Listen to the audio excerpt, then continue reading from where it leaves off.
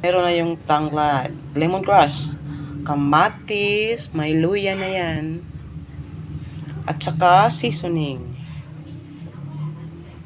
Kanina pa yan. So, pwede na ilagay yung bida nating fish. Pasensya na po, mga langga. Hindi ko kilala ang fish na to.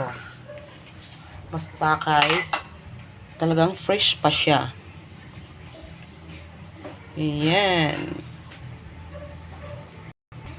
Antayin natin ng mga ilang minutes bago natin ilagay yung mga vegetable.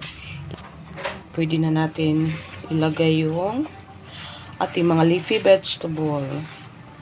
Ito yung mustasa. Ito talaga yung the best para sa fish tinola. Yun ang magdadala ng sarap. Yes. Kaya kung may space kayo dyan, magtanim na kayo ng mustasa. Healthy na, masarap pa. Malunggay at saka sibuyas. Ayan. Konting kimbot. Ito na yan.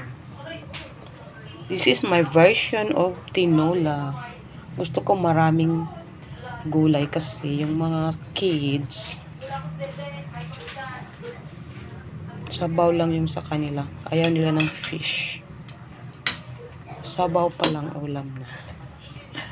Yan. Pwede na natin i-off. Thank you for watching. Ito po yung ating hapunan. Love you, mga langga. Mga